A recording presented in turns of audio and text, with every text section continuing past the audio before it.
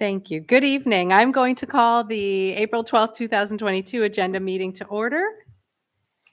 I am here, Jamie Puccioni, Jessica Brennan, John De La Rada, Bill McPartlin, Jason Moskowitz, Elena Finnan, our department heads, Elizabeth Greenwood, Lori Peretti, Janet Wynn, Matt Yetto, Laura Robertson, Ray Smith, Michelle Martinelli, Chief Koshin, Seth Goodstein. Okay, let's go ahead and get started with the Finance and General Government Committee.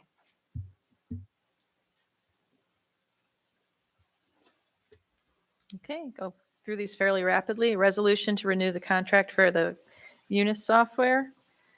Resolution authorizing the purchase of the fireworks for Niska Day.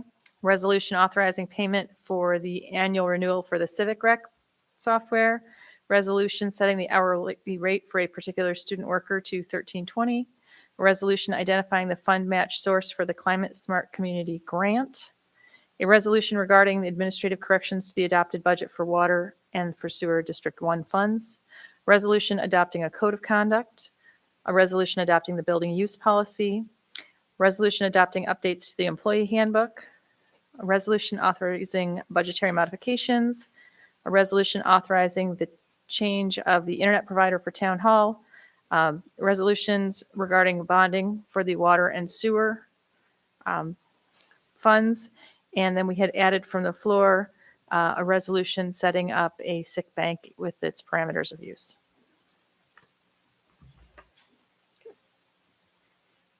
Elizabeth, quick question. Do we need to also add a resolution to use the fund balance for the highway items and the general items that we were originally going yes. to bond for? Yes, we do. Thank you for mentioning it.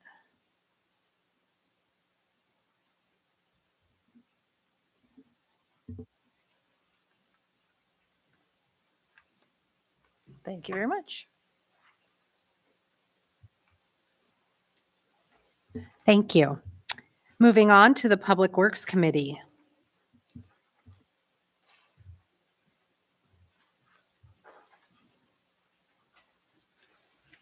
Number 13 is a tentative resolution to authorize hiring a company to do an evaluation of our water tanks, an internal and an external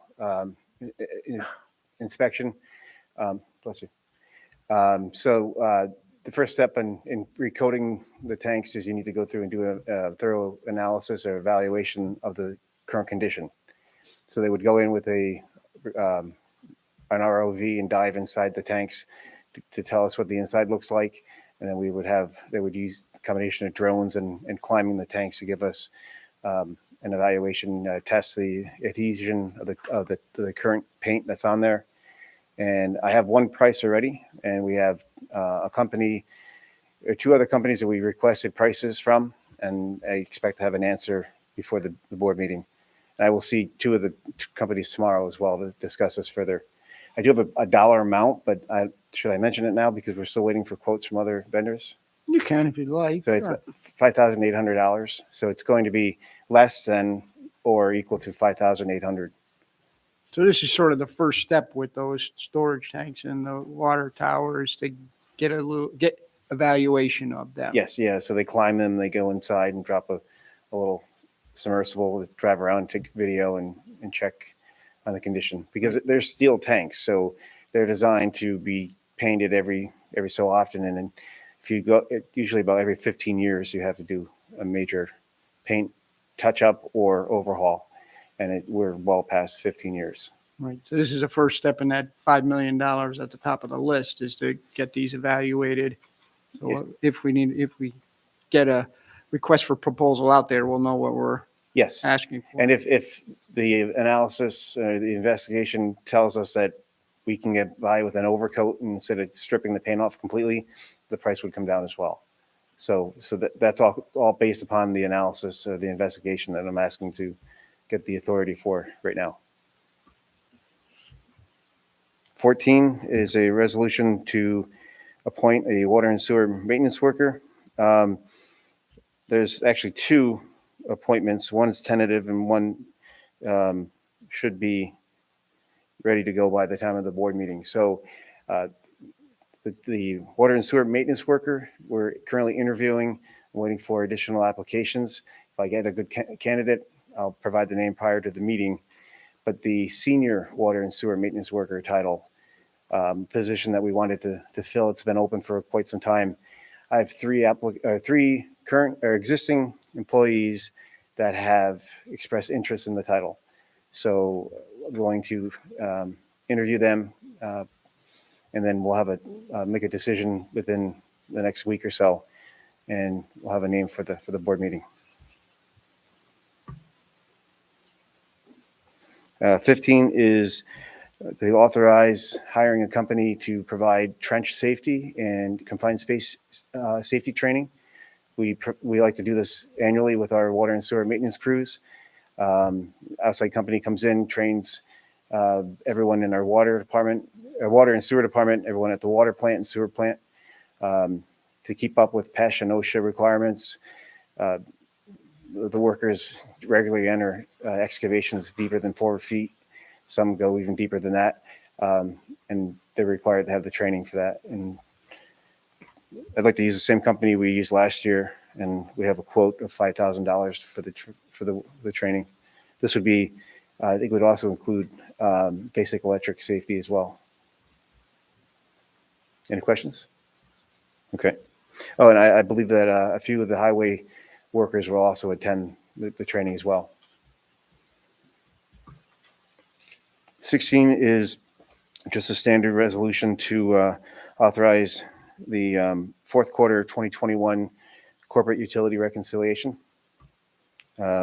Chris Lachinsky and Kathy Persons have all the information checked, and all the numbers look good, so I'd like to move forward with that.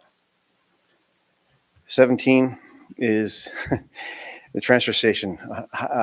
It's tentative right now. The current attendant that is working there has told us that she's going to be leaving.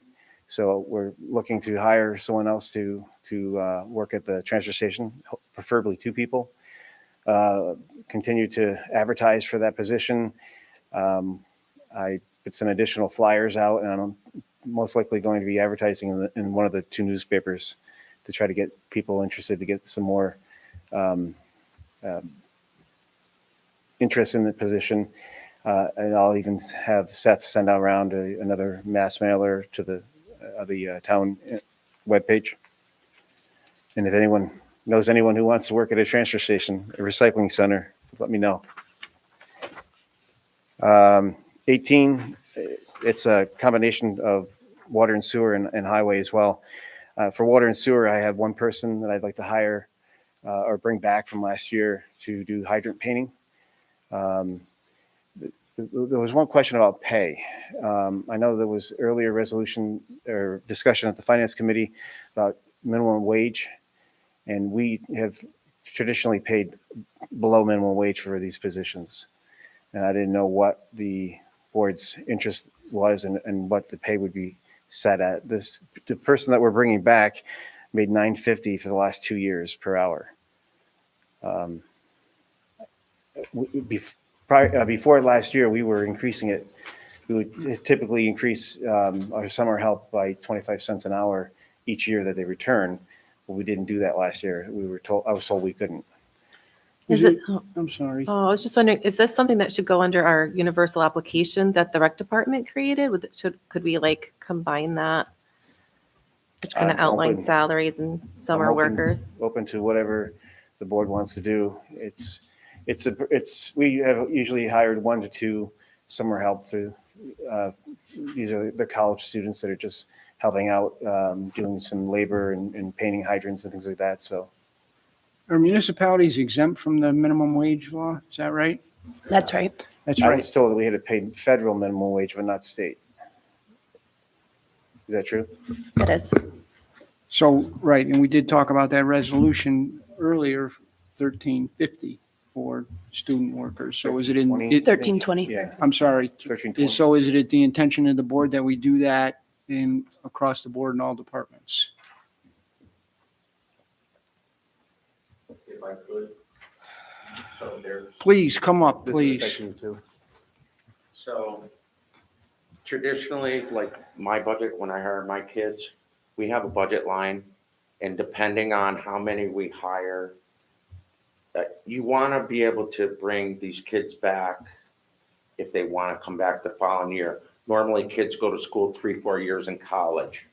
To say a rec attendant watching people on the playground is the same as, our guys run sometimes air hammers, sometimes, they're in the ditches, they're landscaping, totally different classification of work.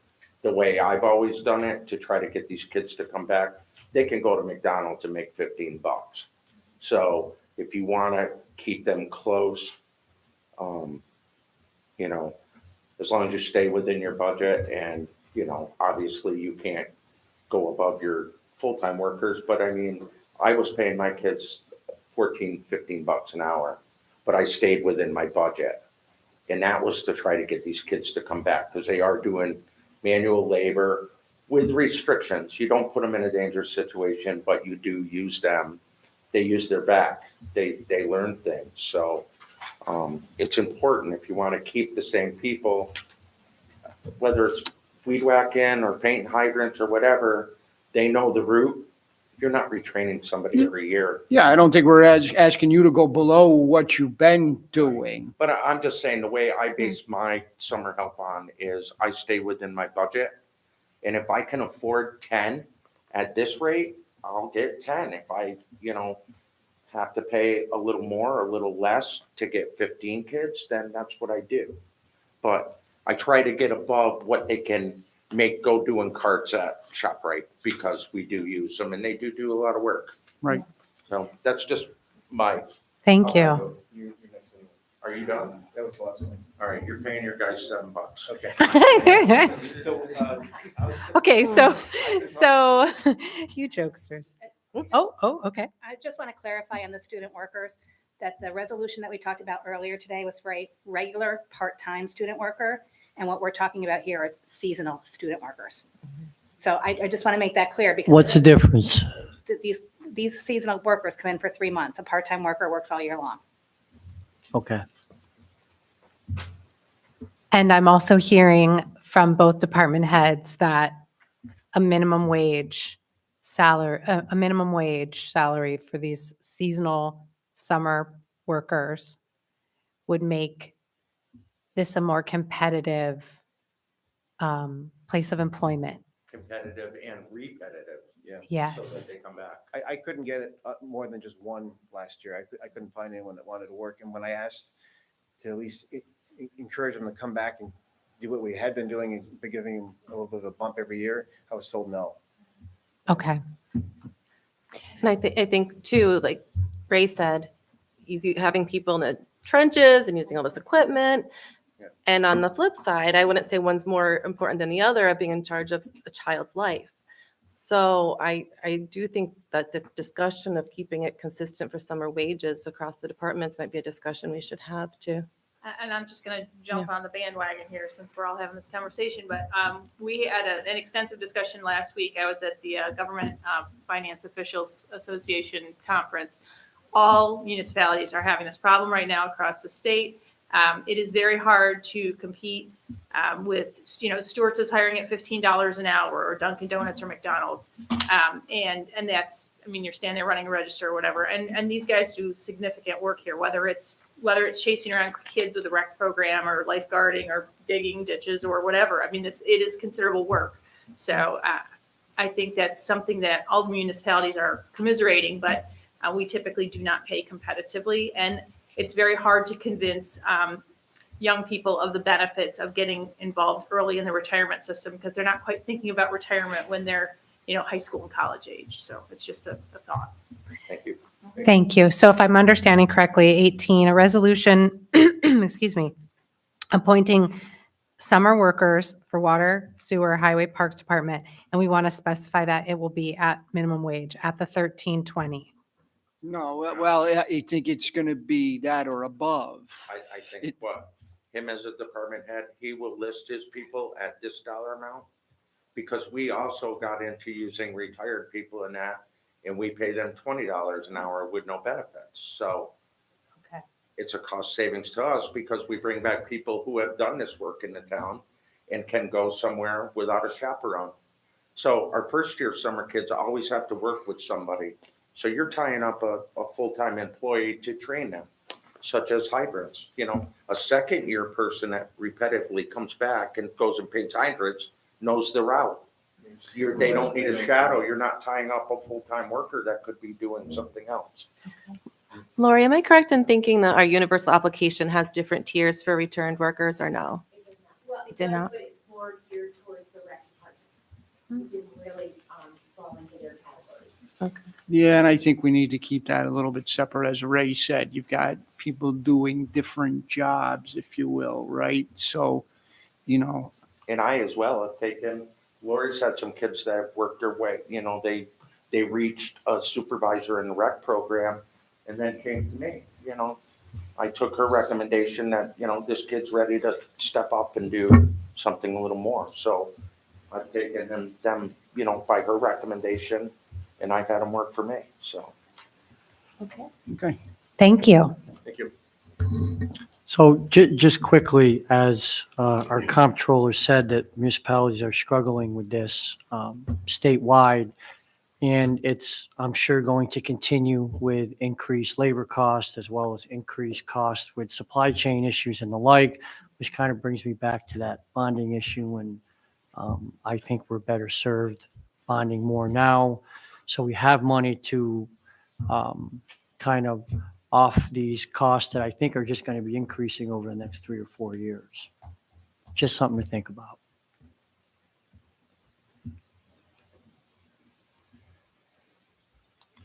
You ready? Okay, number 19, because we beat the death out of 18, right? So we're good. 19, a resolution of permanent employee to probationary employees in Highway Department. That would be Bradley Hergesell and Nick Sweeney. Have both done their 1-year probationary period. And it's my recommendation that we retain them in the grounds workers positions. Number 20 is a resolution awarding a contract for Dean Street mowing. So when we went out to bid, we got one bid for each park and we got one bid for temp labor. So these are repeat bids. I have the, if you want the numbers for the increase, there was obviously an increase with what's going on, but Dean Street Park was an additional $2,676 for increase from the 2019 was the last time we bid them. Elena did the work on the bids. We do have the 3-year rollover. Hopefully things will sustain and they'll keep these prices for 3 years, which makes it easier for us to budget.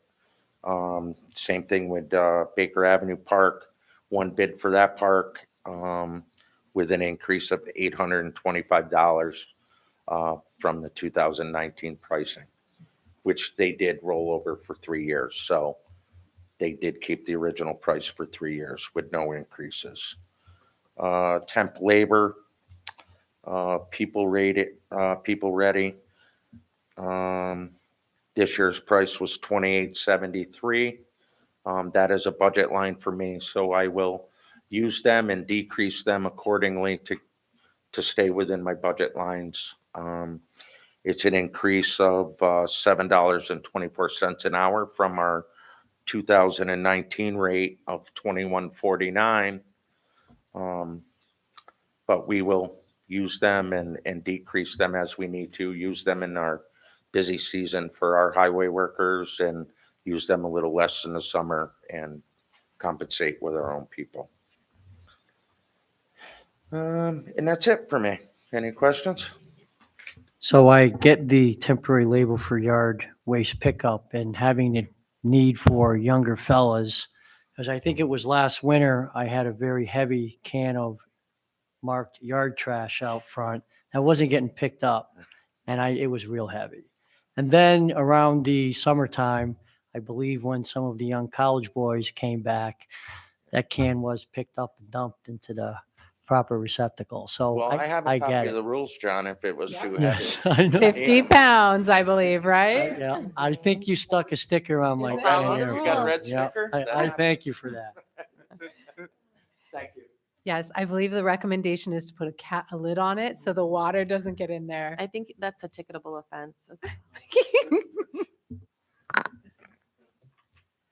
Hello. Hello.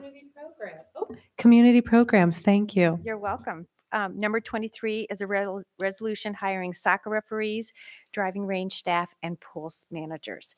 This is the first step to my summer hiring. These are the positions that will be starting earlier. Next month will be the big one for the whole playground staff, the rest of the pool staff, and everything else. So this is part 1 of 2. And number 24 is a resolution authorizing the supervisor to sign a contract for the Unite US platform. Jessica, do you want me to speak on it from what I know, or do we need to explain it? I'm ready for anything. Okay, thank you. I didn't know much about it. The Unitas platform is a social services platform that's designed to be a single point of access for anyone in our town to utilize if the resolution passes. And Dr. Puccioni can sign the contract agreement. And the way it would work is that Dottie Gillen would be our point of contact, and she would set up certain times of the day, certain days of the month that she finds that she's lower with her usual workload, that someone in our community could either call or come in and ask for social service support. Maybe they had a house fire, maybe they need housing support, maybe they're looking for some legal aid. There's 20 different social service categories that she could click a button and it will go to a case manager, and that person from there would take over that person's case and set them up within the goal is 2 days, a point of contact from different agencies in the Capital District. And it's HIPAA compliant, so we wouldn't have any personal information of anyone in our town. And our school district actually is just launching it now, so it would be kind of like dovetailing what our district's doing and provide the service for people in town who don't have a student in the school. So, and it's free. It's no cost. So this is something that we could advertise on the website and that sort of thing, that this is available and that kind of thing, and get the word out. Yes, and Seth said once our new phone system's set up, we could have a separate line to help Dottie keep track of the calls and organize the contact information that way. It's web-based, so there's nothing to download. And if everyone feels comfortable with it, we could clean out that kind of little office upstairs and let Dottie use that as needed. 5 minutes, takes about 5 minutes to sign someone up if they come in or on the phone. But if they came in and wanted a private place, she could maybe use that little office space upstairs to quickly log them in. Great idea. Thanks. Yes, Jessica, thank you so much for that. We will be one of the first municipalities locally, The first town, yes. the first town to implement this service. So great. I think it's great. Okay, thank you. Economic Development, Historic Preservation, Environmental Conservation Committee. Resolution 25 is a resolution adopting a historic preservation code. We had the public hearing last month. There was some comments. We incorporated the changes. They are attached to the packet for the EDHPEC. I'm not going to say the whole name. on the April 1st, and they're highlighted in red. So I think that's probably ready for the end of the month. Number 26 is a resolution recognizing Arbor Day 2022. This resolution will actually be after our Arbor Day, but we'll have it all ready to go. Arbor Day is April 23rd, 11 a.m. to 1 p.m. We're going to be planting a redbud and a dogwood here at Town Hall, and Ray's been helping with pretty much everything related to Arbor Day. And I just wanted to say, it's all on the website, and hopefully we'll do an email blast tomorrow. But we have 17 different trees that we're giving out, and we're trying a great Arbor Day tree hunt this year for kids. They can find all of the Arbor Day trees that we planted over the last 6 years. There's only 6 of them. And they can bring their tree hunt to Arbor Day and get a prize. So prizes and trees on Arbor Day, April 23rd. Oh, and we'll do the resolution. Like, I think Jamie and John will both be there, but all town board members can obviously come.